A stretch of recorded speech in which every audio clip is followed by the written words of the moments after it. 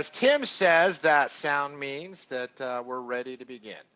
And just to start off, as I'm sure all of you have heard, President Trump and his wife have tested positive for COVID, and we would just like to express our thoughts and prayers for the first family, and and the tens and hundreds of other thousands of people that are inflicted with this virus. And so our somber thoughts out for them. And so let's get going. We got a diverse crew today. Matt and Tim are not here. And so I am playing the role of Tim. And so I'm not going to ask any of you how you're doing. Emily, you're doing a poor job already then. I know, like you need to be replaced. I'm going to assign how you're doing. Frank, you're doing snarky. Okay. Emily, okay. you're doing fabulous. Cody, you are doing Hawaiian shirt. And Noah, you are being the witty dad joke that you always are. So that is how you have been assigned today. Play your roles accordingly. I will take it. Let's start with the market volatility. Noah, will you pull up the Qs or the NASDAQ? Let's start with the NASDAQ, as it is experiencing a little bit more volatility than the other broad markets. And let's break this down from a technical perspective. And let's just start with the technicals, then we'll add commentary to that. Noah, how do you handle a candle like this from just a reading of the technical chart? Well, I mean, just reading of the technical chart, one of the first things I noticed here is that it came in pretty darn close to a double top on those two candles. If you really kind of zoom in on that, you can actually, it's not quite a tweezer top, but it's where those two shadows come in right at the same price level. And so, you got an intraday double top. You see some, good selling pressure. It's taken out yesterday's low, and it's violated down. It pushed down below the 50-period moving average, touched the 20 and the 9, which I think lends a lot of credence to those little algorithms bouncing up the 20 and the 9. Then we got a little retracement back up intraday. And it was, this is one where when I saw the news headlines break last night, the first thing I did was open up my futures and take a look at them. And sure enough, you can see just how quickly it hit, like right when the news broke, it sold off. And then we actually had a morning rally, a little bit of a sell off here. And here's that last minute retracement that we're looking at. But you can, again, came right down to that moving average on the daily chart and put in a pretty sharp rally. So it's going to be interesting to watch which way this heads into the close, from that technical perspective. But yeah, the NASDAQ's definitely showing a little bit more selling pressure at the moment, and a little more bearish sentiment than I'm seeing from the S&P. All right, and let's go to the S&P real quick. And Frank, I mean, break this down, because I've commented several times this week, because I am not a pure technician. I never will be. I try to use my monkey brain to figure out all kinds of different stuff. But I've talked about how you and Tyler are the two pure technicians we have at Technical and at Tackle Trading, where essentially all you do to make your decisions and your analysis is the technical read on the chart. So as a pure technician, how do you read this chart right now? Well, I mean, the first thing you got to like is how we responded off that 3320-ish support zone. That was a support, that was old resistance. That's really where we had that little intraday W that's kind of got this move, this most recent move up until, our selling, moving and shaking, right? So if you look at, say, an hourly chart, I think that's probably best reflected in an hourly chart. And I think Noah's the chart guy. I got her. You got an hourly chart. There you go. So you can kind of see right back into that moving average, but more importantly, in my estimation, right back into that old support level. So buyers coming right back in saying, hey, listen, this overnight stuff was silly, right? Whether it was or wasn't, buyers showing a little bit of conviction. Now we're moving back into the top of the range, just shy of that 34. I don't really think as much movement as we've seen in this very short window, I don't really think technically it's changed much for us, to be quite honest with you. I still think we're looking at approximately that 32 as our support and approximately 34 as our resistance, and we are in the middle until we're not in the middle. Now, a takeout of either of those zones, my expectation would be we should expect the next swing to be that direction. But until we come out of it, it's really hard to say it is going to break one way or the other. All right. And when you have market conditions like we've had the last month, it can create a whipsaw of emotions. Can we go back to the daily chart? Emily, how are you approaching this market just from a broad standpoint? Because we've had over the last month, it hasn't been boring, right? We've had a standard correction. We've found support. We're now in the middle of a range-ish in the short term. How are you approaching this in different aspects, Emily? Well, I'm overall a cash flow trader, so my cash flow strategies have still been in play this entire time. It's just always looking for opportunities where you can take advantage of the downside when we had that the last few weeks, and then now that we're starting to inch back up again above those moving averages, is finding buying opportunities for for stocks that are going back up. So it's still sticking to your core strategies that you do on a daily basis, monthly basis, whatever, but looking for those short-term entries, position sizing, just kind of testing the waters and just getting in there and taking advantage of these moves that we're getting. Like on a freak out level, what's everyone's freak out level today? I'm 1 low. to 10. 2.5, 3.5, maybe. I think I was a 5 this morning because it was such a quick, rapid move, and but I think I was a 5, but I think I've kind of calmed down a little bit now.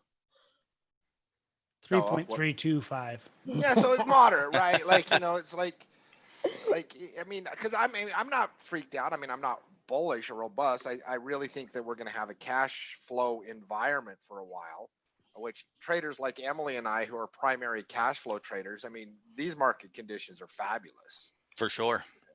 Like go up a little bit, go down a little bit. It's all good. I mean, are you tilted bullish cash flow, Emily? Yeah, I'm slightly bullish on cash flow, for sure. I mean, what are some of the strategies you're employing right now? Well, I love doing iron condors. Obviously, that's my core strategy.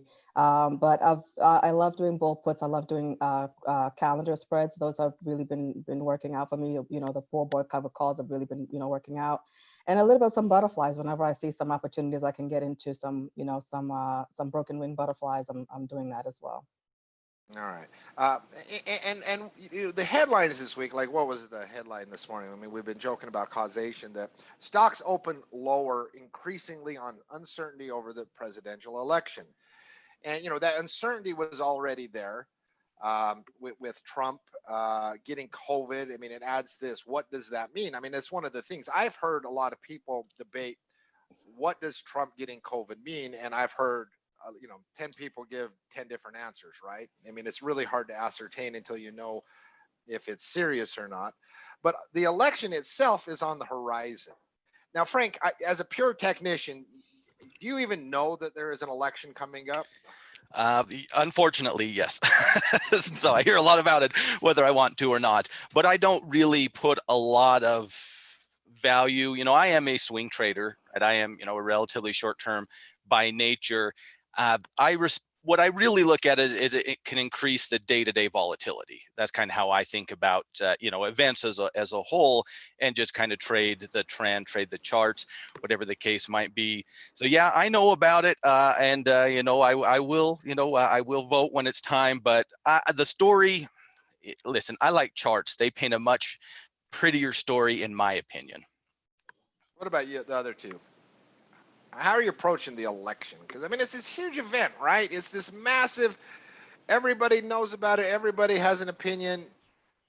Lots of people are saying there's going to be volatility. I mean, Interactive Brokers is messing with me on a daily basis, jacking up my market. I wake up every morning. The first thing I do is, how much did Interactive Brokers jack up my margin, on that day? And they're going to do that every day between now and October 23rd. Every day I have a little less, and I have to plan around that because, they're anticipating volatility and they want me to be responsible. And lots of analysts are just saying, hey, lots of volatility coming into the election. Noah and Emily, I know you go first. Is the election impacting any specific action you are taking as a trader? Well, I learned a while ago that the market doesn't really seem to care much about my opinion. Like, You know, I mean, I think it's a pretty good opinion, but I he care doesn't seem to about it a care. lot. I know I care, but you know, I think more than anything, I don't really think the market's a political vehicle. I think it's apolitical. And it does have short-term reactions to things. It will react to policy changes. It will react to economic information and news and whatnot.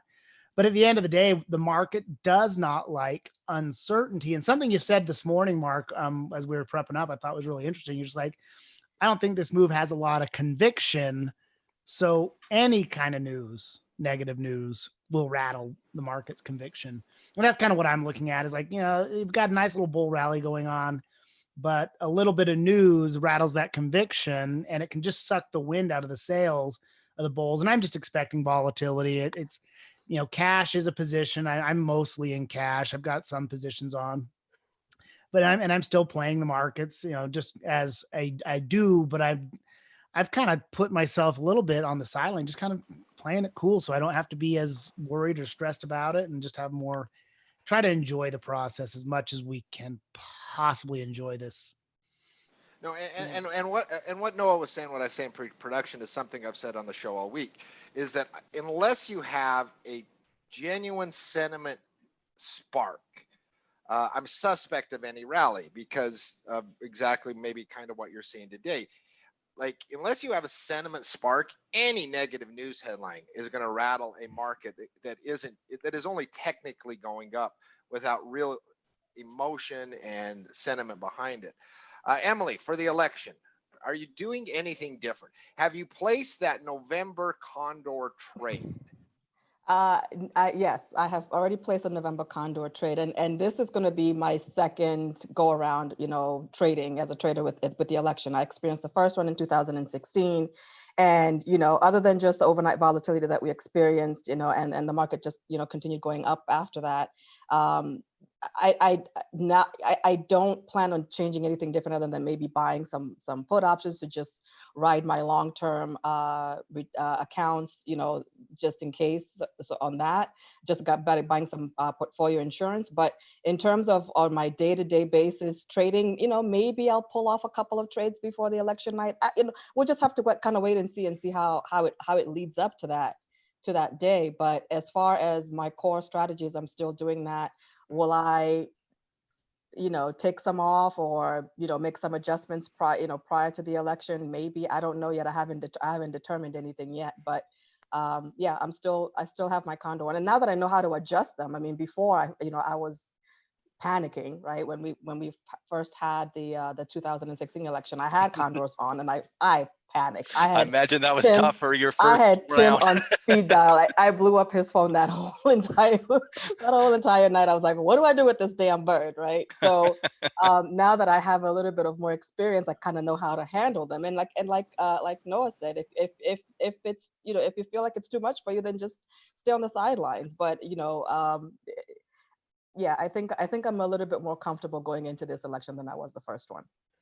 Did you get hurt on the upside in the election? Because the market rallied really good. It was the upside. It was absolutely overnight. We were worried about the downside, and then we woke up the next morning, and then it was the upside. So yeah, Tim got a lot of phone calls that night. See, that's the nice thing about Tim, because if I was the person you called, I'd be like, what the hell was your plan? Stop bothering me. You know? Assuming he even answered the phone. Well, yeah, I mean, like, but after like the third call, I'd have been like, "What's up, Em? Listen, come on, what was your plan?" And at the end of the day, he did say, "Just trust the process." That's Tim saying, right? He always says, "Trust the process." So I did, you know, and it worked out okay. But that's Tim's way of saying, "Damn, girl, will you just leave me alone? Leave me the hell alone. You know, if I wanted girls blowing up my phone, I wouldn't have got married, you know." So. But no, it is important though to have a plan because there might be volatility. We don't know, right? Yeah. And it's interesting. All right, so on to some of the big headlines today. Just breaking off the wire. Pelosi is passing, says, a specific relief package for airlines. Now, it's been interesting on the stimulus front because the Democrats last night passed a $2.2 trillion fiscal stimulus package, which essentially to the market was telling it no stimulus deal is coming because the Republicans are on record saying we're not passing that. So they passed that. And then Trump got COVID.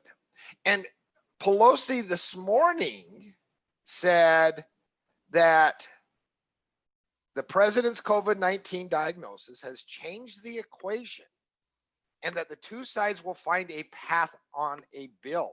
A middle ground will be found. So how about this for an ironic take? And I don't know if this, Trump getting COVID increases the chance of a stimulus deal getting done before the election. Buy it or sell it. Buy the stimulus. Yeah. You're gonna buy stimulus. I would Buy say the pass rumor on. of the stimulus, sell the news of the stimulus. So you're saying no stimulus is more smoke and mirrors at a Pelosi? I don't know. Maybe if it's specific to airlines, maybe you play the airline angle. Now it does sound, because that just came out a few minutes ago, that because the airlines announced this week that we're going to lay off a lot of people unless you give us money, and that might work. Now, who wants to play the role of Matt on the airline? Oh, do it. On the airlines getting relief funds. Well, I'll just tell you what. I mean, I'm just tired of the corporate socialism. I'm tired of the bailout. That's about all I got. Sorry. You're not pausing enough between Where words. do people think that if airlines go down, they're not going to be bought up and run better by other corporations that know how to run these airlines? The assets of the airplanes themselves, they're not going to disappear. It's the way the markets would work. And then we all pause, and then he continues. We try to change the subject, and then he brings it back. So I think everybody here, coaches and team tackle alike, we know what Matt would say. I think in large part we're on the same page with him too. He's just better at conveying it than some of us. Let's pull up a couple airline charts. UAL. All right. Before I go there, I pulled up the airline you index. did pull up Got the airline index chart. So this is the airline index. It's showing some life. It's popping. So and the thing about the airlines, above the other distressed industries like restaurants and cruise lines and movie theaters and casinos and hotels, the airlines have gotten particular love. And a lot of that love has been in the form of direct grants, not loans that they've had to repay. And they've gotten loans as well. And it sounds like this is going to be a direct grant. Just here's some money. Here's some money. Does it increase your interest in any specific airline or an airline ETF as a whole? Full disclosure, I have a naked put on UAL right now. I have rotated a naked put on an airline here or there along the way. Does it increase your desire to mess around with airlines, knowing that there is going to be a specific bill that gives the airline some more money? yeah, I'm interested. I'm interested in Delta, Southwest. Probably I'm thinking of adding them back to my watch list. I haven't been on my watch list in forever, but yeah, certainly looking at Delta and Southwest. Frank, what are the charts when you look at it? Doesn't most of them are choppy, but I do like your UAL above 40 a lot, and so this might help it get above 40. So it might push us into that resistance zone. Obviously we're a ways away, and if this were to break on Monday, that'd be a tough sell with that movement. But I really like a break of 40 on UAL into that falling 200 at about $45. I think that's a really good risk to reward situation if we get it. So does it increase my interest in airlines? No, not really. And for the most part, to one degree or another, most things look like UAL. I just think UAL has a clean trade that I can kind of visualize in my head in a week and a half. If we take out that resistance, it doesn't really get me overly excited, at least while they're this messy. For the most part, I still maintain you go with the front runners, the Pelotons, the Zooms, the things that are cooking, and not try to get too crazy with the reopening type of plays. But I do like UAL above 40. So you like a little breakout there, and the thing about it is the airlines getting money. I mean, if it's one of the, if you got a combo of a positive vaccine news with the airlines getting money, that could create a real sentiment thing. Now you only got half the equation, right?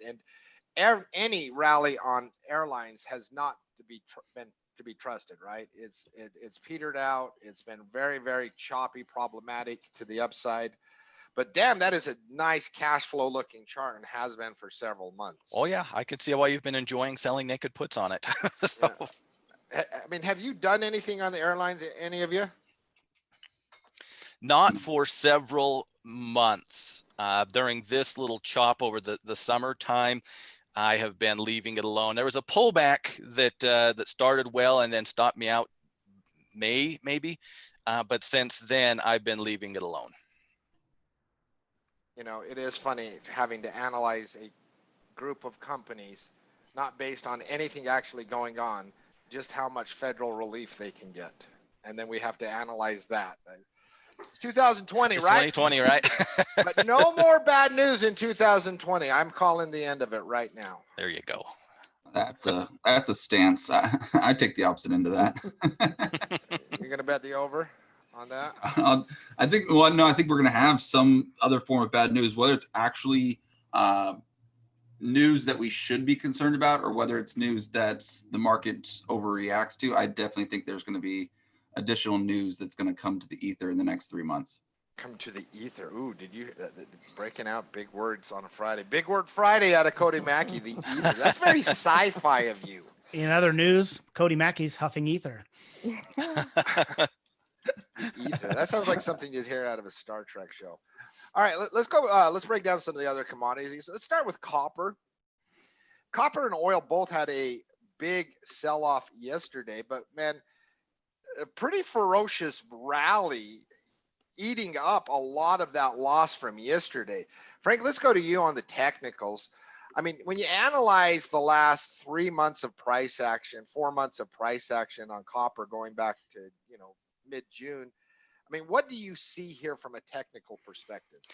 Well, this is where you're always going to get me to throw a flag because it is now officially made a lower high and a lower low. So that immediately is going to get a red flag for me from a bullish perspective. Strong bullish things shouldn't do that, right? Lower highs and lower lows are characteristics of a downward trend. Now, there could just be a deeper type of a pullback scenario.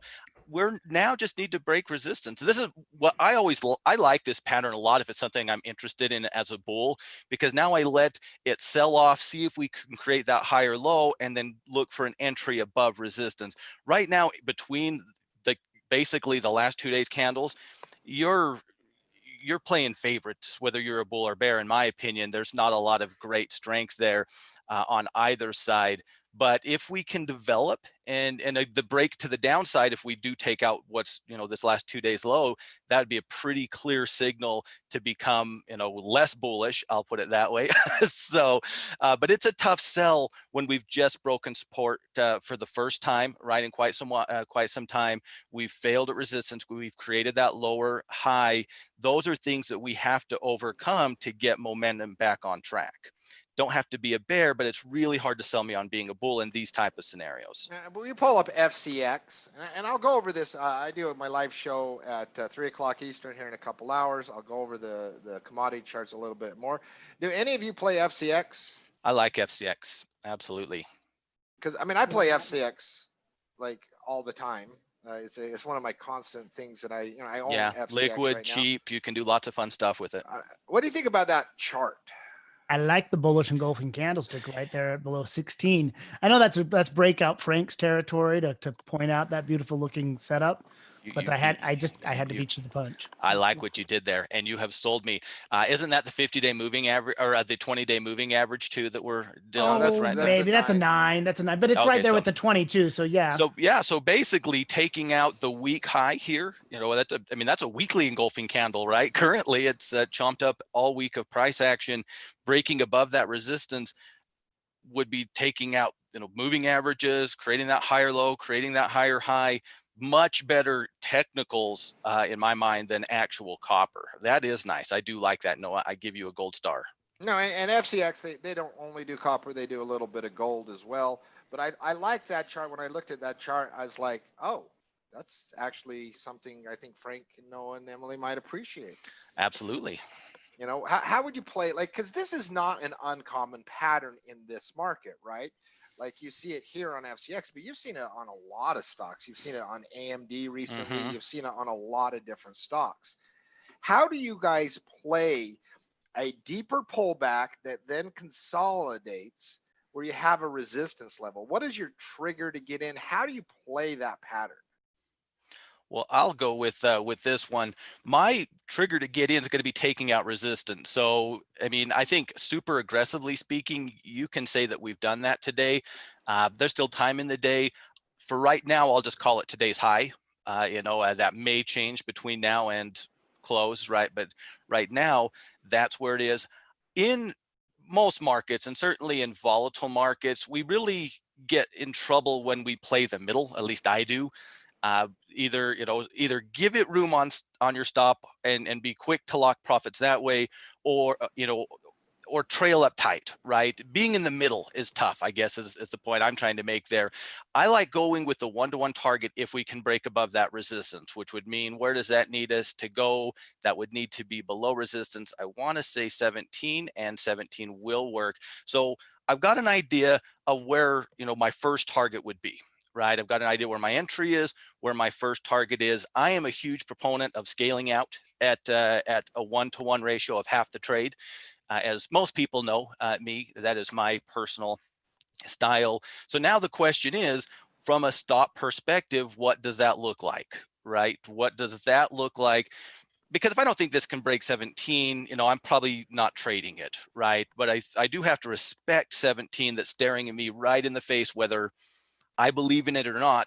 The market believed that 17 was a good, or approximately 17, I should say, was a good place to sell, right? So now I need to look from a stop perspective. I could get the base. So basically the weekly candle.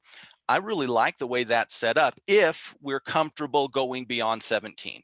If we're not, you probably are going to have a hard time building a trade on this. So you probably have to expect this trend to continue, probably work closer into the 18. I don't think that's unreasonable, but that would be up to an individual in my mind, as opposed to, yeah, it's going to 18. If we can break this, so there's really no technical resistance to 17, right? So I've got an easy path from the break to that next level of resistance. It gives me a one-to-one risk to reward if I'm comfortable with my stop loss placement, that is. So that's how I'm going to build really all of these type of scenarios out. Well done. And FCX does a little bit of gold, which helped lifting it up. Let's go to the gold chart now. Now, Emily, do you own any gold positions? I do. Of course you do, Emily. You are a hardcore tackle I'm trading. team tackle. You're team tackle. I mean, we've been advocates of gold for about 18 months. Maybe even a little bit longer than that. Time passes, doesn't it? Although it does seem like it's been 17 years since Ruth Bader Ginsburg died. That's how fast the news cycle is, right? Yeah. It is crazy how much news there's been this year. So how do you, because we've had some volatility to the downside in gold in the last couple months. How have you been managing your existing gold positions? So my goal position, it's I do calendar spreads on my goal position. So I'm doing a poor boys cover call. So really, it's just rolling out that short call that I have while I still have my long term call option, and just leaving that alone and just adjusting the short calls every month and just cash flowing on that. So really nothing much in terms of anything extra other than just adjusting those short calls as I cash flow monthly. So and you like that because it gives you long-term price appreciation potential along with cash flow. That does seem very you, doesn't it? Yeah. No, well, how have you been approaching gold in this right now? I mean, specifically, let's go to you on the rally, because we've had a nice little rally this week. Well, and I haven't really done too much about it. Like, I've just got some longer positions. I've actually been thinking about buying more physical. I'm kind of the guy hoping for another dip, which, probably doesn't bode well for other strategies that I've got, but I'd like to get some physical. I think that this is kind of a kiss goodbye setup. And, for me, it's more of a covered call type thing, like own the position, sell the covered call. If you need to, hedge it on the way down, just roll those calls down, just like you're doing on the poor boys covered call as well. Frank, from a technical perspective only, what does a directional gold or someone rooting for price appreciation? Because I'm with Noah, and it's like one of those things I hate. I'm like, I don't want to express it because I know how many people own gold, but I'd love a dip in gold to purchase some. I may or may not get that. But from a technical perspective, on someone focused on price appreciation of gold, Frank, what do we need to see here from a technical perspective?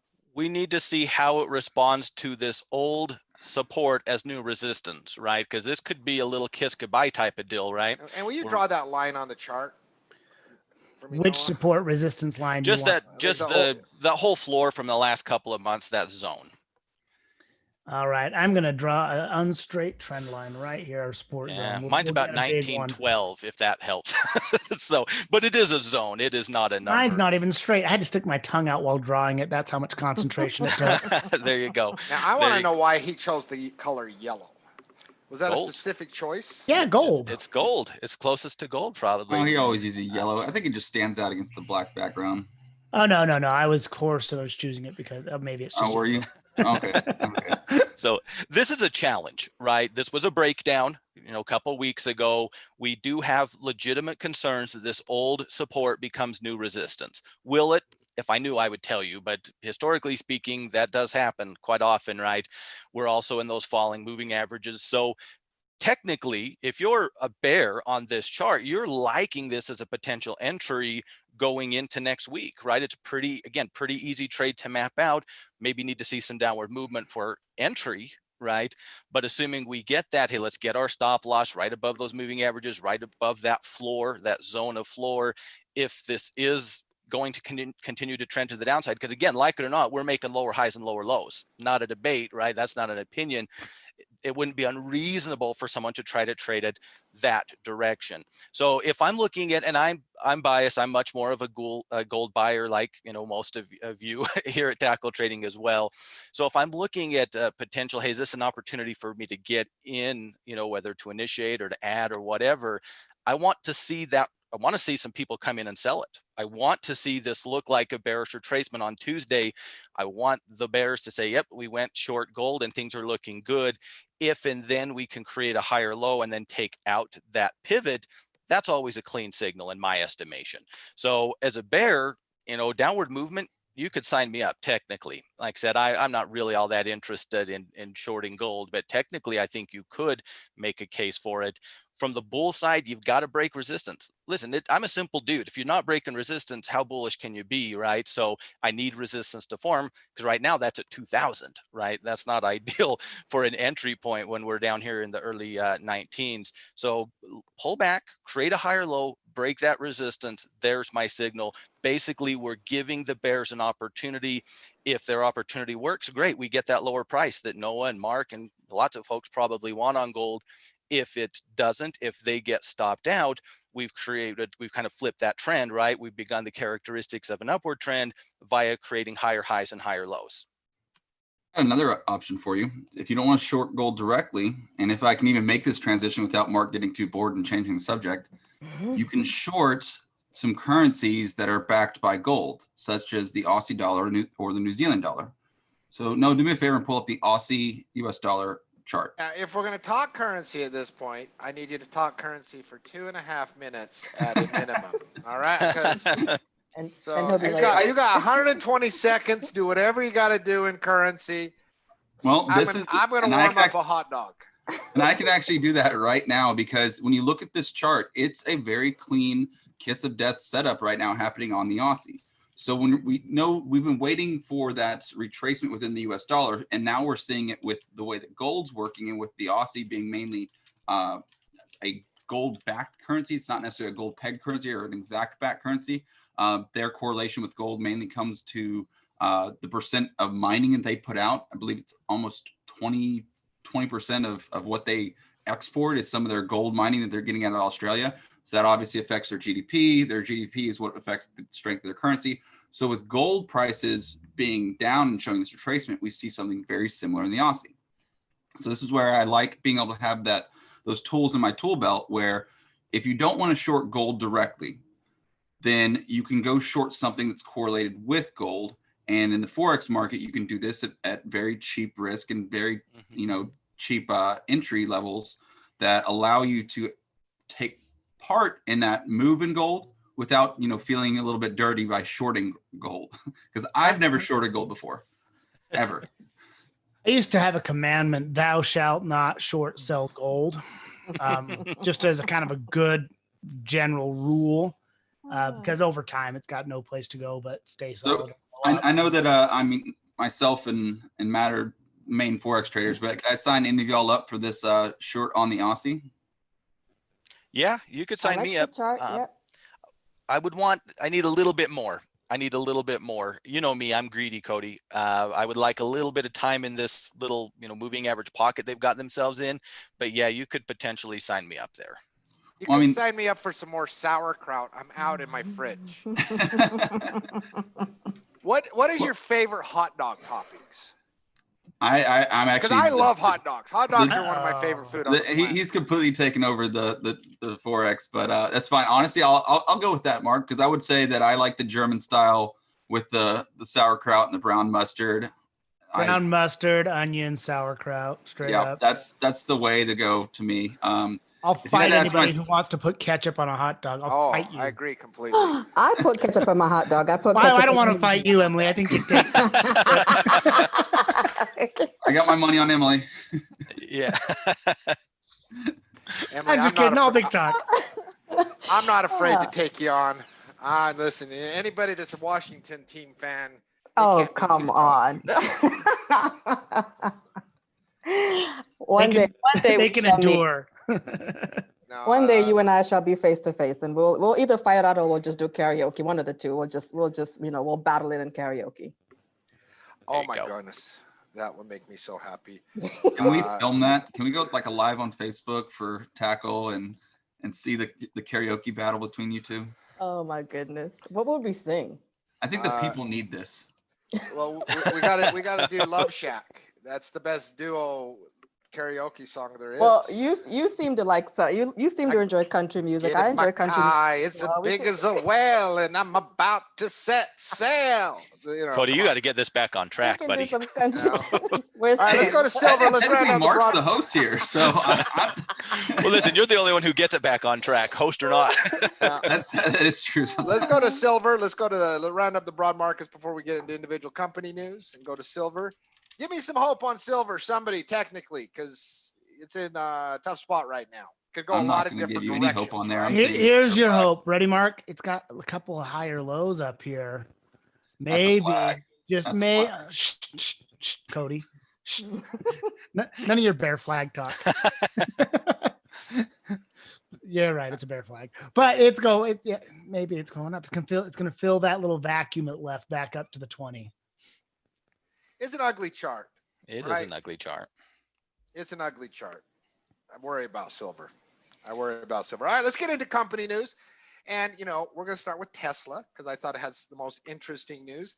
They reported their deliveries, and it was a record number. They reported 139,000 vehicles delivered in the third quarter and 145,000 vehicles produced. This marked an all-time delivery record for the automaker. Previous record only 112,000. So quite a substantial beat on as far as just an all-time high of the most Teslas out there in a single quarter. Shares been volatile this morning along with the broad market. Make out that chart because that is a choppy chart. Give me a technical read on Tesla.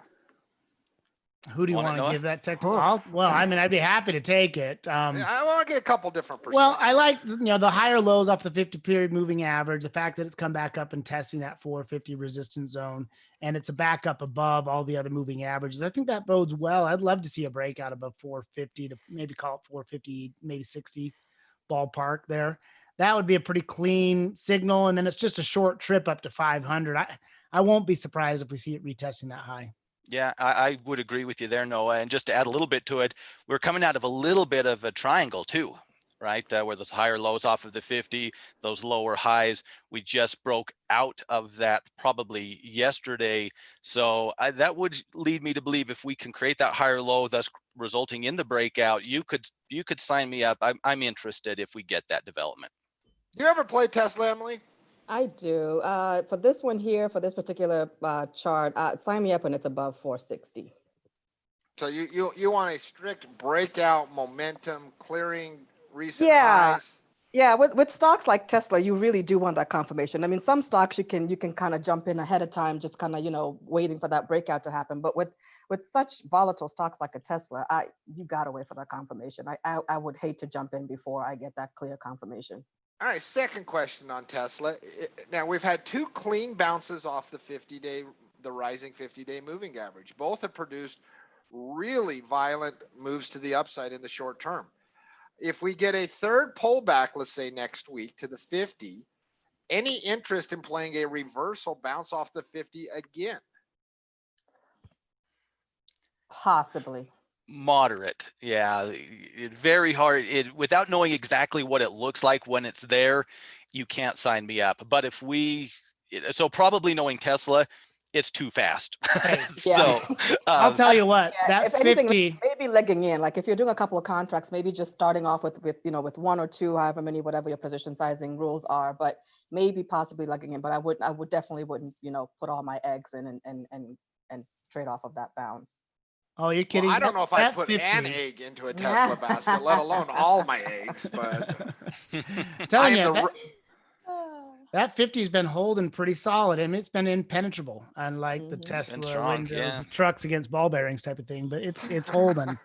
It's gonna hold. I promise you. Throw another one at it. See how it holds. I like how Mark's asking for a technical read when we all know that he's throwing naked puts down there like $200. Yeah, no. That's the only reason why he's sold asking. on the first bounce to the 50. I sold I got $105 or something for a 129 Tesla. But that's about the lowest I'd be willing to take delivery. So Yeah, technical analysis. Is it going to get anywhere close to Mark's put? No. Moving on. hey, one day. Bed Bath and Beyond. See, I'm the host, and I'm starting with two of my least favorite companies. But hey, I don't get to decide what the news is. I just get to report it. Bed Bath and Beyond have a couple of analysts coming in, and this was what we predicted yesterday, right?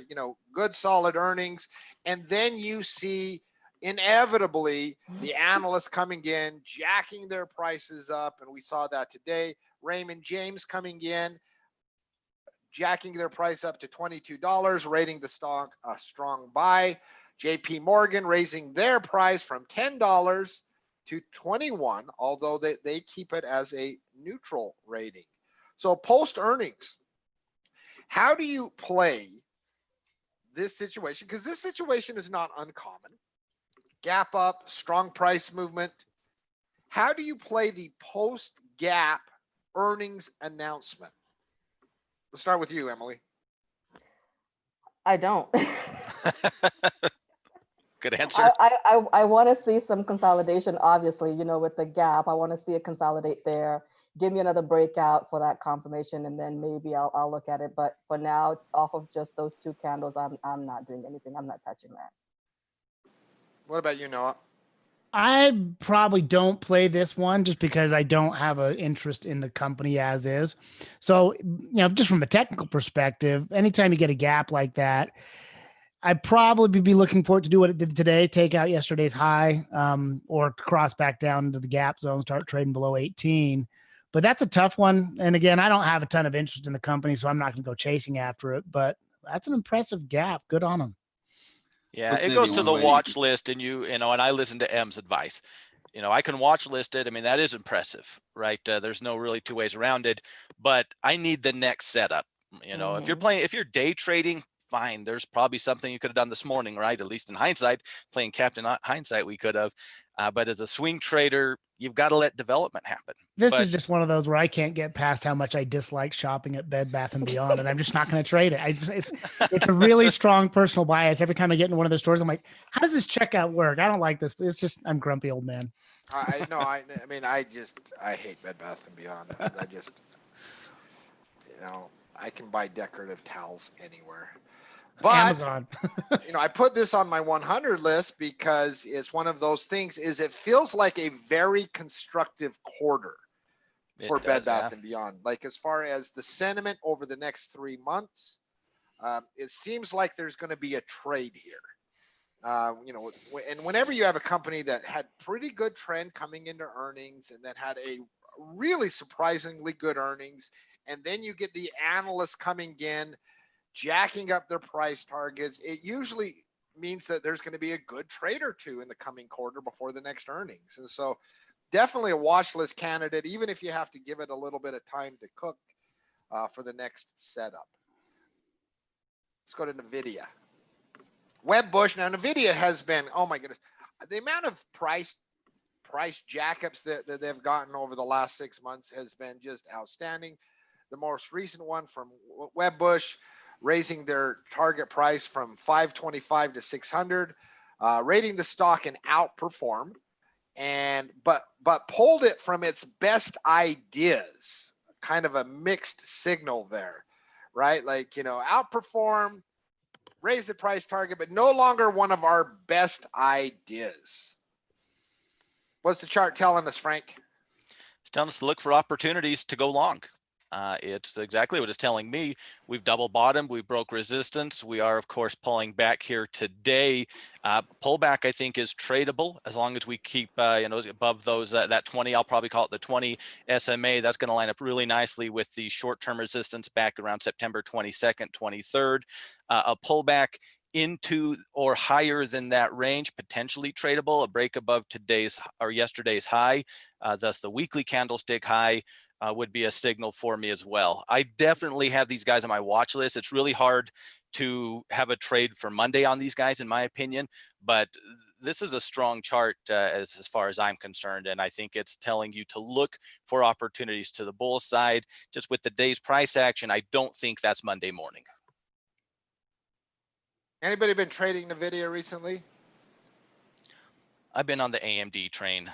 Yeah, I've been on AMD over NVIDIA. Let's pull up AMD while we're at it. You know, like Sorry. obviously selling off with the tech, with, you know, and whenever you have, I mean, this is classic top down, right? Whenever a sector or the market itself is down big, it's really, really hard to swim upstream. That was a nice breakout. It was a nice clearing of moving averages, had really good week heading into today. Let's say you got into an AMD trade, or is anyone long AMD right now?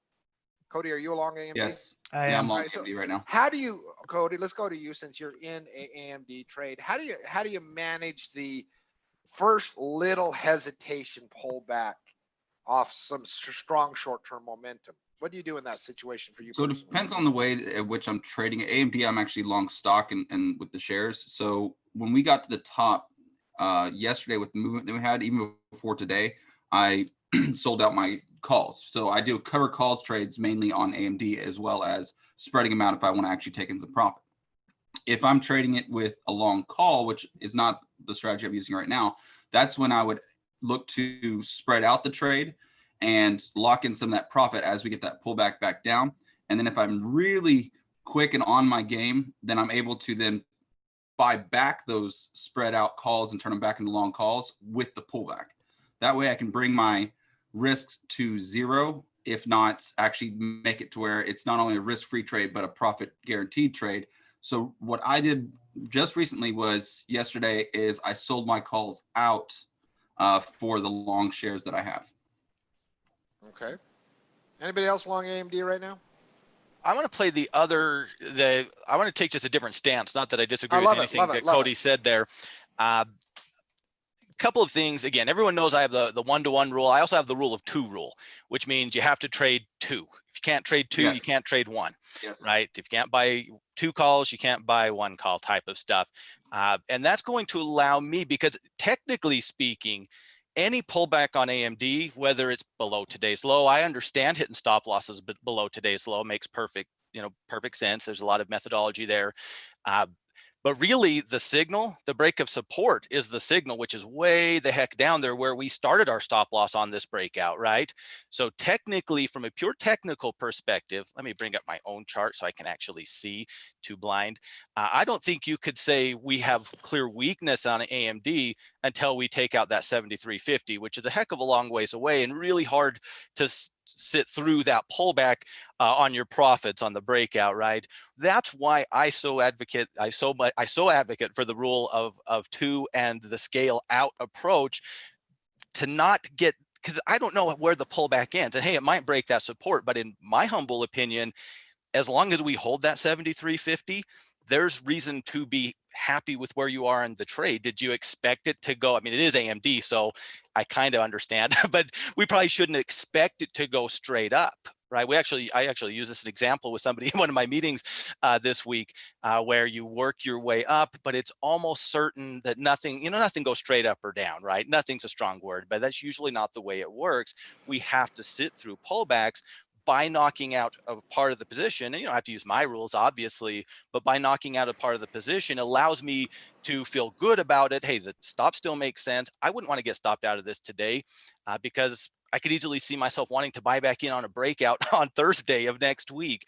So I like the idea, and I know I'm slower than many of the coaches here in completely moving the stop loss, but I like the idea of making sure the reason you're here is taken away before you're completely getting out of the trade. But I also think it's important to find a way to take off some risk, whether it's stop loss, selling calls against it like Cody's doing. There's multiple ways to do it. So just maybe some food for thought. If you haven't put a lot of thought into that style of management, maybe it can give you something to think about. Frank, I actually want to add to that because I like your rule of 2. I actually use the rule of 3.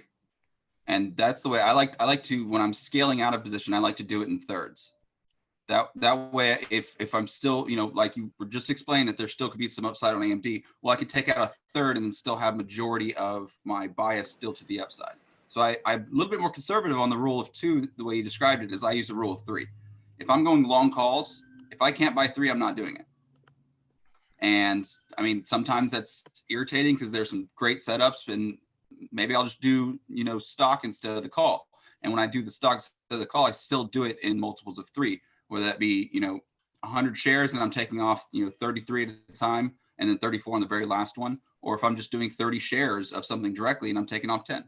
So I do like the idea of buying more if you can afford it within your risk and your portfolio management, and then scaling out by using that rule of 2 or rule of 3. Yeah, it's a rule I really believe in that one. I don't like living in the world stay or go, yes or no. There can always be a middle. And just to your question there, John, yeah, I mean, from a new trade perspective, it would definitely be important that we ended up catching that rising 9, right? So if we pulled back into that and I looked at that as an entry possibility, that would be important. I wouldn't want to initiate any new bull plays above that unless it was right at that support level. But it's one of those things, just because I'm not a bull doesn't mean I'm a bear, right? So just, if AMD does pull back below that 9, I would say that's not good from a bullish point of view, but I wouldn't say it's a bearish signal. I would say the break of the support would be the bearish signal, if that makes sense. I love back and forth different trade management, but I am a geek. Let's go. Let's play devil's advocate on the next company that got an upgrade, Disney, who will be in the War of 2332 fighting Amazon for control of mankind. JP Morgan raises their price target from 135 to 155, assigning it an overweight rating. Now, Disney is one of those examples of, like, you started to get some really positive price movement at the start of August, with the rest that has kind of slid in a kind of a precarious spot right now. Now, if Matt was here, I can tell you right now, 155, why would you jack up the price target with this technical setup? I don't think they're looking at technicals here. In fact, is there a bearish trade? Who wants to take the bear side on Disney here? Who wants to take the bull side? I'll take the bearish argument, but I'm not interested in the bearish trade. If by bearish trade you mean like naked puts out of the money, okay. I'm not going to fight the mouse. What are you talking about? All right, take the bearish argument, Frank, as the pure technician. All right. Well, we're obviously not lighting the world on fire here, right? Disney's not making anybody a whole lot of money in the short term. We've recently broken down. We've tested that 200-day moving average as resistance. Again, I got to go to my own charts because the charts are wrong except yours, right? So we pulled back into that 50-day moving average. We're now kind of in that alligator mouth pinch, right? I don't know if we ever came up with a name for that, Mark, when you've got the falling 20 but the 50 still rising. We got that alligator mouth with the falling 9 constantly pushing us down. If we take out this support low from last week, which would also line up with a clean close below the 200-day moving average, who's buying that, technically speaking? You might not be bearish, and I don't think I'm really all that interested in going short Disney. Maybe an out of the money credit spread, which has generally been the philosophy I've taken lately. It's been a tough market to short for me, at least. Out of the money credit spread has been a lot easier to work with, obviously. But that would be a sign of weakness. I can't understand why anybody would be buying it. You know, if you want to play the other side of it, create this higher low. We haven't broken that support yet. Maybe we never will, right? Let's work back up. Let's recapture that 9. Let's take out that pivot from the beginning of the week at the 50-day moving average, turn that frown upside down. I think you could make a case that this would have K trade potential. But honestly, if you're trying to directionally trade, what are you doing with Disney right now? They're choppy. They're not doing much. There's a lot easier ways to directionally play things than Disney in my mind. All right, from a fundamental at Disney, because Disney is one of those companies that, you know, I think almost anybody at some price level has a price level where they say, yeah, that's good enough for me, right? I've sold naked puts along the way on Disney in the last 6 months. What is the price level in which if it fell to, you're like, yeah, give me some Disney long term? 100. $100. Just because 100. Like there's no other logic behind that other than the fact that it's that big fat century mark. And 100. And actually, every time it's gotten down to 100, I'm immediately looking to buy. Disney was Emily? the very first stock I ever bought, and I'm still the proud owner of my original Disney shares. ooh, there you go. I'd be at Emily? 100 too. I'd be at 100 too. It's that whole significant number. You know, it's easy math. It's 100. Just simple. $80 for the November naked put on Disney. Now you have to sell that through earnings. When's the earnings announcement? Not Beginning exactly of November. sure, It'll but- be the first week of November, but like it the will 5th, definitely 6th. be before November 20th. Yes. So you have to sell it through earnings. Now your earnings are going to be terrible. Let me give you a little flash forward. They're going to be abysmal. I mean, that is one of the things that I'm going to miss about 2020, because I affectionately call this my favorite market ever. But like, I've been able to sell naked puts into earnings on some companies because I already know what their earnings are. They're terrible. Like, Right. you know, like, because on earnings, sometimes we are like, well, what are they going to be? Are they good? But no, they're going to Gonna be be bad. abysmal. Disney's going to have lost a lot of money. In fact, there was another headline today. They're fighting with California over park restrictions, you know, dealing with COVID. So we know that their earnings are going to be terrible. That's not a known thing. $80 for 100 Disney put. Buy or sell? I sell, meaning I wouldn't sell. No, buy meaning that you would like it, or sell saying you. I'm no, a pass. gonna I'm a pass. Anytime I think about selling Disney, I think about the angry Mickey from South Park beating up people, and I don't want to be behind that. Angry Mickey's going to show up on Frank's doorstep. But what do you mean you're going to sell? Who had the goal to short my stock? Who had the gall to say? Oh man, I would sell just to have Mickey show up at my door, but no, I would probably buy. I'll take it. I'll take the $80 on November. What about you, Noah? I have no problem with that. That seems pretty easy peasy. Worst case scenario, you own Disney. I mean it's a fundamental play, right? And this is the point. Whenever we talk naked puts at Tackle Trading, we do not advocate the selling of naked puts unless it is for fundamentally convicted long-term stock ownership, because there's a chance you get put those shares, and you better believe in the company in which you sell naked puts, or else you find yourself scrambling to quickly adjust your Nicola naked puts like somebody might have had to do recently. So Yeah, it's a I mean, good you philosophy. get that though. You sell a naked puts on something and price starts to go down, your own internal, oh yeah, I didn't really believe in any of that. Yep. Or I'm just kidding. I didn't really want to buy. I didn't really want to buy. I just was like, that's a fat premium. You know, earnings season just around the corner. Earnings season. It's like flirting with somebody on social media, and then they actually say, you know, so when am I going to get to see you? And you're like, no, I really didn't mean it. No. I was just bored. I was on just a killing Friday time. night. Bored. I just Yeah. couldn't sleep, you know. So So what are you doing tomorrow? Not nothing. you. I got No, COVID. no, sorry, I Busy, have a busy, hair sorry. appointment. No. Social distancing. I don't know you. Oh, listen, Oh, well. Emily. Like, listen, Emily, you and I should do our own podcast on dating and COVID, right? We should actually. Oh yeah, I'd be into. I'd tune into that. Like, because dating in COVID is its own thing, right? I mean, when you look at a profile, let's pull up Match.com to at least pretend that there's some stock context to this, right? MTCH.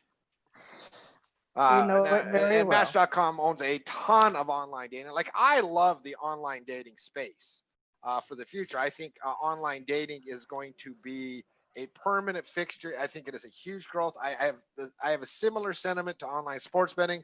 Love Match.com, one of the only real pure plays you can have in the thing. But like, have you used COVID as an excuse on why you didn't want to meet someone, Emily? Yes. Of course. I COVID actually is. told them I had COVID, and I actually did, but I wasn't lying. But I've actually. She went out, got And COVID. I never heard from them again. Well, Oh, guys, I'm gonna jump in here and do a drop and just say, guys, if y'all are liking and enjoying the content that we're putting out here today, and you're laughing along with us as we're working through market analysis and some jokes that aren't necessarily market analysis, but you just love hanging out with us, make sure you hit that like button. We only have 37 likes right now. That is way too low. Let's get those likes up. And if you're brand new to the channel, make sure you hit that subscribe button to get all of the content and the market breakdowns that we do, in addition to the halftime report, the Wednesday special webinars, and the different coaching segments and videos that Noah puts out there. And if you want to come join us and become part of the team, make sure you click the link down in the description to get that 15-day free trial. With that, I'll let Mark take us wherever he wants to go next. No, and just one last thing on Match. I mean, what do you do with chart patterns? Because I've been trying to find a nice entry on Match for a long time, and the chart has just been this, like, man, it's just a mess. Like, I mean, what do you do with charts like this, Frank? Sell credit spreads. Oh, sorry, you were talking to Frank. My bad. There you go. There you go. Well, that works too, Noah. All right. First things first. What do you want? Why do you want it? Right, Mark? You know why you want it, right? We know why you want. I'm looking for a Match. nice position entry trade. All right. So probably in those scenarios, aren't we realistically looking at weeklies, at least Yeah, potentially? let's pull up the weekly chart. Let's clean up this mess. Let's see if we can see anything constructive on the weekly chart. Because, for position trading, and I'm going to talk a little bit about position trading in the commodities report this weekend, because position trading is a little bit different than swing trading. In swing trading, we can be in, like, what's your average amount of time you guys are in a swing trade? Like, just total days. I would, that's so tough because it's usually closer to like the 3 weeks or the 3 days. And it's very tough to say what the average is. It's more of a range for me. So it's hard to give you an average. About 7 to 14 days, roughly, right?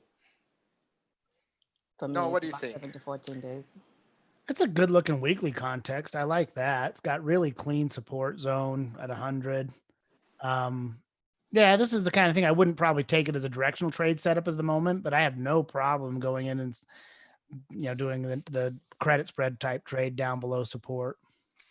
I think we could think about this a lot like AMD, where a pullback into those moving averages could be a place where you initiate your position. As a position trader, maybe it is more of a scale-in approach, so you have the ability to scale in if that doesn't hold and come back in at support at 100.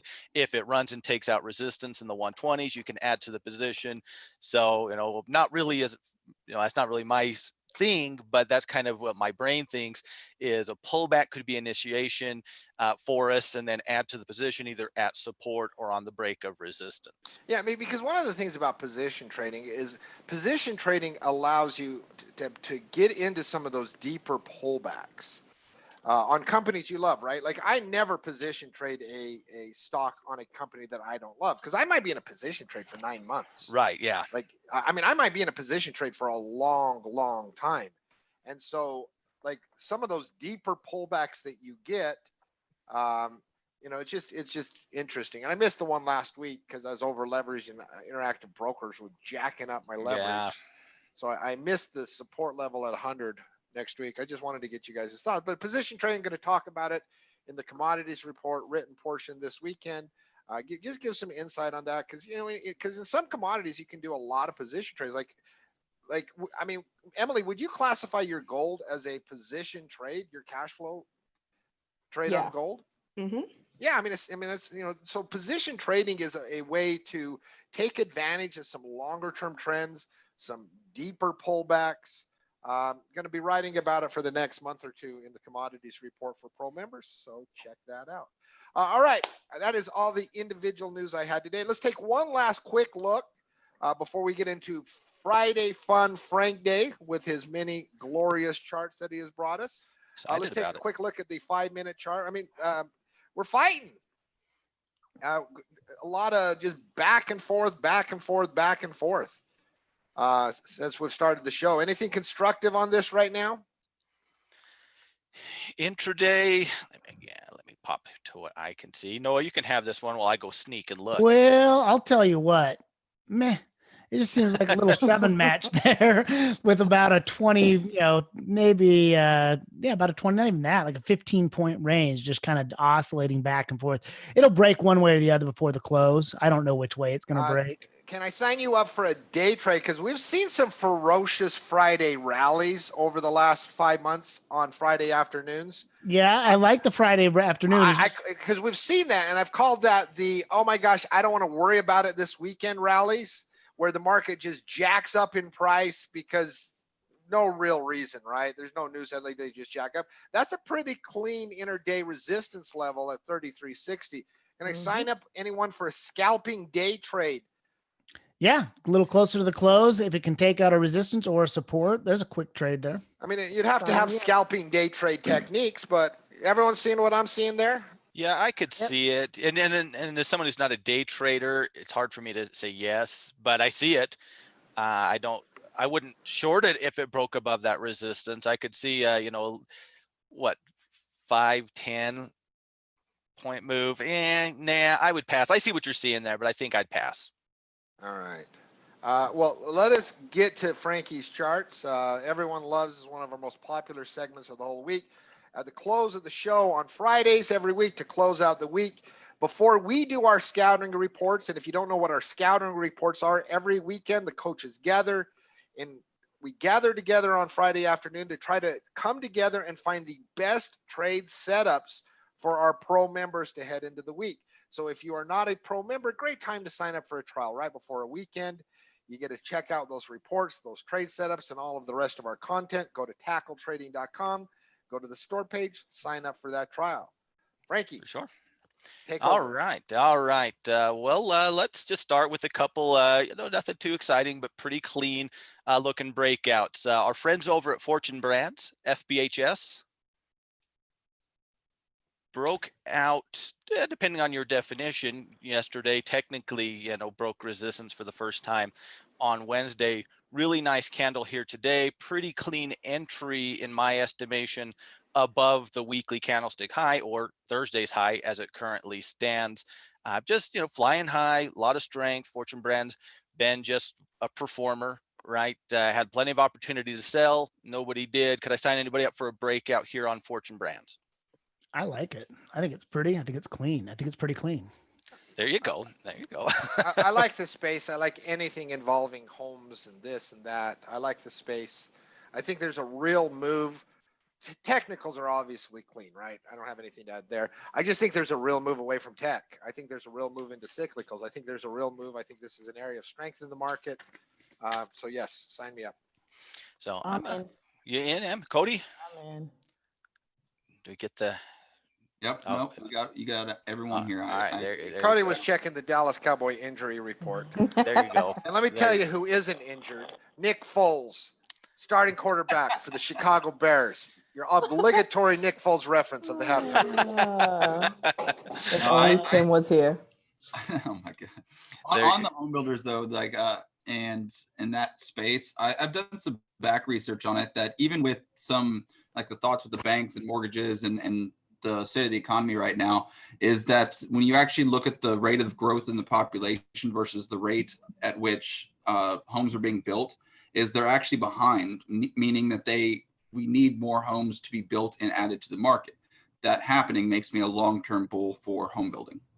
Fair enough. And you got to, you got to use materials to do that. So what about floor and decor, FND? Very similar type of a theme, home improvement type of deal, not a home builder, but improvement. Very clean little triple top breakout pattern here. Anybody, so we're on Fortune Brand, we've actually broke resistance, right? And have got at least some level of confirmation over here on FND, still waiting for the break. Really like, especially if we can hold these moving averages, put that higher low in, get a little bit of a, little cup and handle on top of it as a break going into, mid next week would be kind of nice. I only like one in a space. For example, I only have one directionally tech trade at a time. I'm not going to trade Facebook and Apple and AMD all at once, right? Sure. I'll just make one big Apple trade if I'm going to do anything. So I like one or the other, one or the other. All right. I think that's fair. I think that I like this chart. I think it's a pretty good looking chart.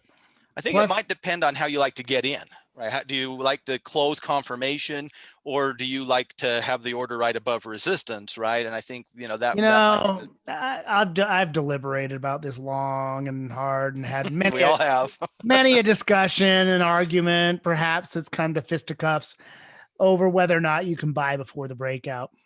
And I'm a buy before the breakout kind of guy.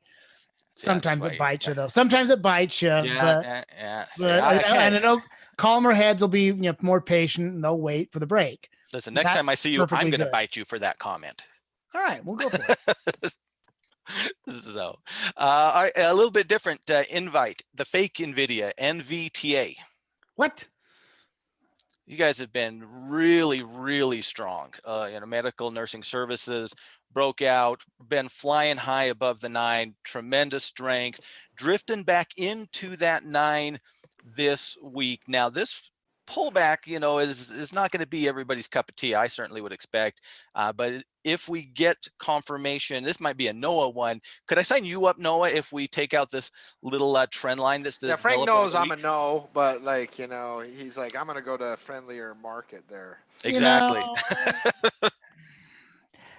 It depends. It depends on what kind of options there are on it. Not overly familiar with this company, so I'd probably want to study it more before I traded it. It's an okay chart though. So fair enough. I like the chart. I just did a quick read on what they're in, and it's in the genetic testing to see if you or your family has heredity amongst different diseases. And that's actually a space I'm not too bullish on. So I would do a short trade on it. I'm not doing anything long. So you'd only go bearish. Yeah. Oh, I mean, okay. Fair enough. That's my take. Fair enough. Okay. How about Mattel, MAT? More my style of chart. This is going to remind you a lot more of what I typically do. We got earnings a couple weeks out. So just like many things, really been putting up a heck of a fight, as you can see here at that $12 mark, time and time again. If you squish out a little bit, we got a fairly clear path, to my eyes at least, into that $15 range. Only a little bit of old support resistance, right around 13 and a quarter, probably would be my kind of the first challenge that I'm seeing. But I see a lot of space if we can break to the upside here without a whole lot to get in our way, which is something I'm always looking for. I like it for the stock report. Clean little setup, pretty easy to manage type trigger stop, areas. I think it's a decent little trade setup. Yeah, it looks clean. I like it. All right. Well, you guys are an easy audience today. How far are we out to till earnings? I believe they're the 22nd, if I'm not mistaken. So 15 is probably unrealistic to try to get to before earnings. And that's just going to be the story of the next month, right? We're getting into earnings season. Next week at this time, I'll be complaining nonstop about it. So we're going to have to take that into consideration in our targeting. But even at that, I think into the 13-20 range is a fairly probable move if we can hold this breakout. Should have time before earnings to get there, in my mind. It's a clean chart, man. I don't know how you argue with that. Did Mattel make Barbies? Yeah, they're the toy company. Yeah, Well, they're the toy company. yeah, Like, the I always toy. get Yeah, like what I Hasbro think makes. Mattel. Yeah, I think Mattel's Barbie. Although don't quote me on that. Your toy company, you make Barbies in my head. They do. So, They own Hot Wheels, Fisher Price, Barbie. Yeah. so they own some pretty interesting things. I mean, we are heading into Christmas season too, right? I can see like It's true. I didn't really think too much I about don't it, know but if I don't know if there is a I don't know if there's a seasonality Christmas. component, but I wouldn't be surprised if there was. There was last year, although that may not, it just might have been the way it was, right? Yeah. But last year had a good fourth quarter. Of course, the market had a good fourth quarter, as it often does last year as I well. mean, I could see that also. Just no, I'm in. I like it. Seems like cheap it could, risk. yeah, seems like it shouldn't hurt it, right? Going into Christmas, maybe toy sales Yeah, can exactly. be a It's not story gonna. that's like it's a negative, right? Maybe not a positive, but it's one of those things that if you can't, maybe it helps, probably doesn't hurt type of stuff. What about a little pullback on SYY on Cisco? These guys recently broke out, had a really nice move, breaking resistance, breaking the 200, have pulled back kind of with the market. In many ways look like the market over the last couple of weeks of trading, created a higher low, have yet to make that higher heights. And again, it's one of those things, if we can create this higher low and break that resistance, we're reclaiming all those moving averages. We're already seeing that 9 starting to flip to the upside. This is probably a better setup if we trade between this little upward channel and the resistance into mid next week and can actually reclaim that, flip that 9 completely. But from a pullback perspective, anybody interested on Cisco here? I'd be Not a interested. bad I like the setup. setup. It's a good stock report type setup, good swing trade setup, good risk reward ratio type scenario. I'm a big fan of anything that held support during the market volatility. Agreed. Agreed. Like anything that stuck a support level before the market did, I'm a pretty big fan. I think it points to relative strength. This is a meandering thing. Clean chart, clean risk reward. The risk reward is just really clean on it. Yeah, I that's kind of where my head was, and I really like the defense. I love where we're at too. We're just testing that old breakout zone, which is always a positive, at least in my mind. I like it. This is why this is. I mean, it is so good to be prepared for the coming week. Absolutely, absolutely. Yeah, it's if as traders, really our job is to know what we want, why we want it, and be ready if we get it. Right? I don't control anything. Right? I just know that if Mattel breaks resistance, I'm interested because I think that's a breakout with good risk to reward ratio. Whether it happens or not, I can't tell. Yeah, whether it works out, if it does happen or not. I wish I could tell you I would be happy to do so, but I can't. But I won't miss it. If I pass, I'll have my reasons, right? I'll be like, yeah, just chose something else or whatever it is. And so much of our trading, I think, if we train ourselves to be ready, I mean, the halftime crew knows me. I mean, sometimes I'll bring up the same breakout candidate for weeks before it breaks out, right? It doesn't hurt to be prepared. Never hurts to be prepared. A couple other breakouts. One CAR, C-A-R-R. This is one really starting to cook here today, been consolidating. You're going to see a few things like this, but like Mark said, what I'm looking for going into next week is the stocks that held up well, right? We've kind of had the first move in tech, so now we're kind of waiting for, what's that next leg look like, right? Because that kind of is the way this week played out. I'm looking to things that have strength. CAR, another one of those, pretty clear level of resistance. These guys were a spin-off of one of the big, I can't remember who it was, but one of the big S&P companies spun off into 3 little ones or 2 or 3 little ones, and this is the result of them. So they actually have a longer history business-wise than the chart might illustrate. No, it's clean, and that relative strength, right? I think it's massive because I think it's massive. It really matters to me a lot. Because if the market ever gets really robust again and people are smashing the buy button, these stocks do really well. Yep. And even if the market doesn't do the smash buy button and consolidates, these stocks can do okay. I like it when you can do really well in a variety of scenarios. So yeah, I'm not trying to catch the bottom on most things. It's not my style, not my style. A couple different ones. What about CRM? Can I sign anybody up for CRM Yes. above that 260? What? Yes, Cody. That I don't have to try to sell you. It's CRM. Yes. I don't even see the chart. Yes.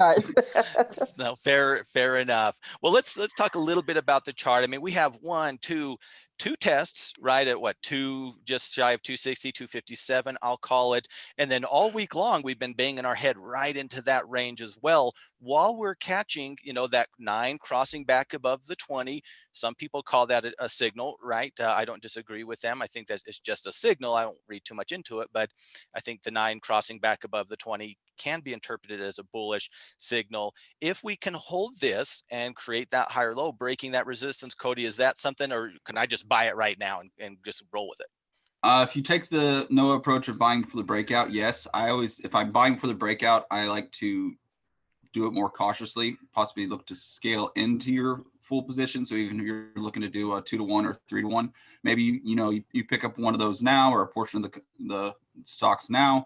After you get the break, add to them. That way you can still mitigate your risk because the pattern hasn't fulfilled yet, but you can get a little bit of exposure early on. But I do like the potential that if it does break above that level, that it can run to 280, if not 300. Because I think your two targeting here is going to be 280 and 300. And we just had a pretty nice report, right, on these guys not too long ago, where they just crushed that earnings, had a tremendous response, and we've got to let it cook. Here we are several weeks later.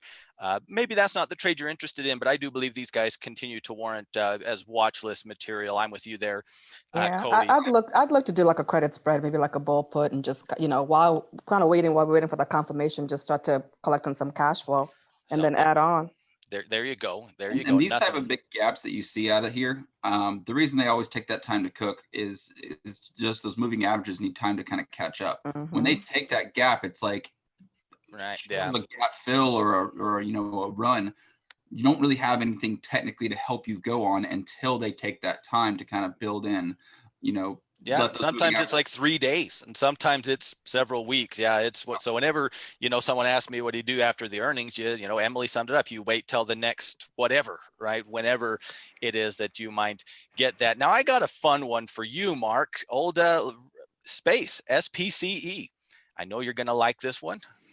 This is a Mark stock if there ever was one. Oh no, Space is on my 100 list. Exactly. I've been, It's about to take off. Space. Geez, that is. We've had a lot of activity this week in Space relative to the last couple, right? Seeing a big spike in volume, got a clear level of resistance developed over the course of this week, which also just so happens to line up with a lot of historic resistance, a lot of history, right, where we are right now. A break of that is a little more aggressive, right? This isn't going to be one of the, well, it might be. That's about as because I follow this stock every day. That's about as clean a setup as you get on this stock. I agree. Yeah, I was thinking the same thing. This stock is not prone to clean technical setups. Agreed. And that's about as clean as you get. So yeah, I'm a yes. So yeah, that one kind of jumped out. To me. Just a couple other interesting ones look very similar. Plug was somebody I found this morning. PLUG.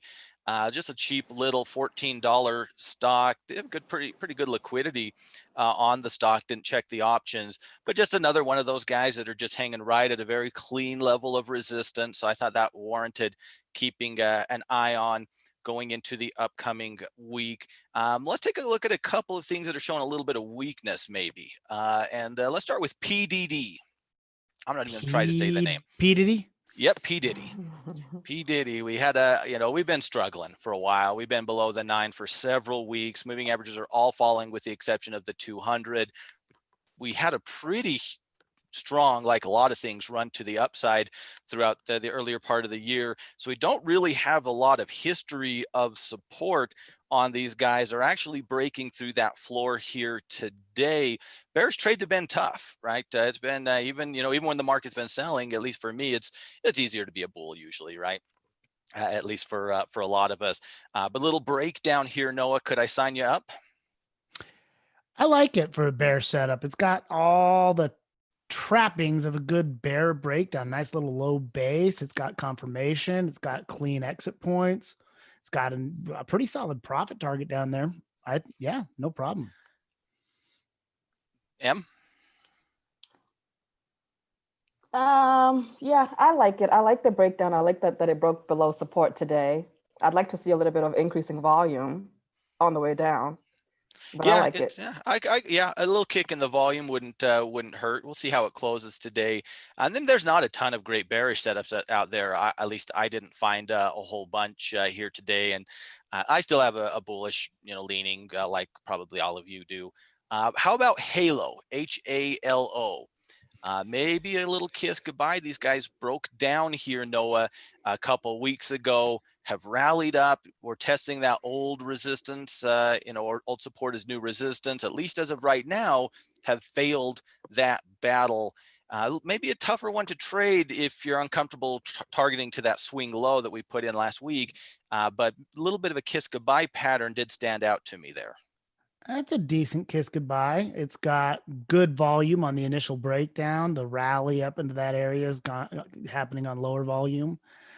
Starting to see that roll over with downward confirmation. I think that's a pretty clean kiss goodbye setup. You can, again, clean entry, clean exit. It's got to take out its own support zone to really give you a good reward to risk ratio. But you catch that, I think there's a potential drop to 24 to the 20 or the 200 period moving average. That's kind of where my head was too, is if we, if the risk to reward makes sense to me on these guys. The pattern is the pattern, right? A kiss goodbye is a kiss goodbye. Objectively, it either is or isn't. The risk to reward really stands out to me, and that's kind of what caught my eye on them. And then one more breakdown. Let's look at our old friends, Box Incorporated, BOX. Box. Been bouncing at 17, bouncing at 17. We're knocking on the door. We may bounce again. I wouldn't sell puts on that. That tells me what Mark thinks about it then. No, I mean, and that's how I approach it, right? Because I don't go short, and so it's the only way I can give an analysis is to see it. Sure. I have to see it through my bullish eyes. And let's say I loved Box and I was like looking for a cheaper price. That would still scare me, and I'd be like, no, I'm going to wait for a breakdown and a swift price movement downward, and then I'll look at to sell a naked put. So that's the way I look at it. So it's a good setup for me. Yeah, that's an important price. If that gives out, like Mark said, you might not be a seller, but it's hard to see you being a buyer. Right? Hard to see you being a buyer. Those were some of the more interesting bearish candidates that we had. Just a couple more, just maybe the team can check out if they're interested on their own. Our old friend CVET, we've had plenty of fun stuff with CVET over the last 6 or so months. They're knocking on the door of a breakout. So something maybe if you've been trading them and they've been treating you right, might be something interesting. Symphony Financial, SYF, one other one. I'm glad I went through one more browse before I shut up. So these guys have a big old cup and handle potentially developing, knocking on the door of resistance here today. Not much as far as stuff in their way until we get into that 31 range. So I think that there's a window for us to work with on Symphony if we can end up breaking out of this little cup and handle pattern here. It's clean. No, I like that the, phrase I we like use the whenever symbol. a coach uses "it's clean," that means they can find zero technical reasons to object to it. Right. So. Yeah, they might not like it, but I agree. I think I've probably done that a time or two too. So, and I'm sure I'll have a few more to share with the team when we get the reports to here on Saturday. But I hope it was fun. Always enjoy coming in and looking at charts with the team. So thanks for having me, folks. Always a pleasure. You are the best part of Friday, Frank. I'm always excited. I wake up early on Friday. Let's find some fun things to talk about. I love talking about charts with people though. So it's, no surprise that I can't wait to come in and yammer about charts for 15 minutes, right? So. All right, we're going to give you, we're going to wrap it up. Markets, once again, they're just doing. They're just back and forth right now. It'll be interesting to see what it closes if we get that Friday ramp up that we've been accustomed to a few times lately. Frank, final thoughts heading into the weekend. We're in a little bit of a range in the broad market. I think caution is still wise. We don't have that clear one-sided trend that we've had for, much of this, this year. So I think we want to continue to be cautious. Earnings season's right around the corner. So you start checking those, dates, factoring them in. Do I have time to be in the trade? Do I have time to sit through this retracement on the trade? Am I collaring the trade? That type of stuff. Don't get caught unaware with earnings. I think we've probably all done it once or twice. We have no one to blame but ourselves, right? But let's not be that trader. So follow the rules, but go with the charts and let's see where this goes. We're in that range. I don't really think we've moved out of much. What I was seeing, for whatever it's worth, I was finding a lot more setups that were interesting to me on the bullish side than the bearish side today. For whatever that might be worth to you, it did seem like the setups, the technicals, favored bulls going into next week as far as just the overall setups that I was finding. But, that's a personal bias. I understand that.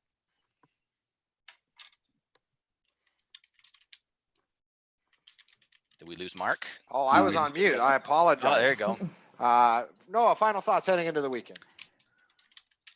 Well, this will be an interesting, I'm just going to be watching this close. It's one of those things where this is a tough market for me to look at and read.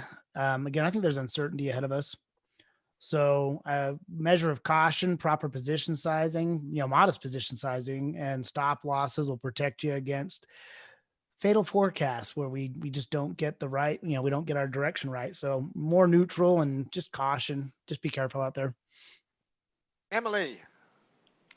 Same as Frank and Noah, just, caution, prepare, use the weekend, use the time that you have over the weekend, obviously relax, do whatever you have to do, but, take some time to plan out the following week and what you're planning on doing, position size, just the usual tight stop losses, whatever you have to do to just make sure that you lock in those profits and not give them away, especially when we have a volatile market like today. Another thing I have on my agenda this weekend, Noah, if you don't mind pulling up a chart of Ulta, there is an Ulta store that just opened up, and that's the first thing my daughter wants to go to when I'm done with the halftime report. So I need to start planning out how I'm going to start trading Ulta. I normally don't, but I think now it's coming into my watch list because there is literally one less than a mile away from my house. So you got to make money. Sideways cash flow. Is this the Noah Home Depot? Yeah. Well, this Ulta too. My daughters love Ulta, and it is a spendy little stock. It looks like it's a pretty good little cash flow candidate as of late. So I will be picking your brain on how you go about it. Set a budget. That's the first thing you do. Go see what kind of credit spreads you can get. That's how it starts. So.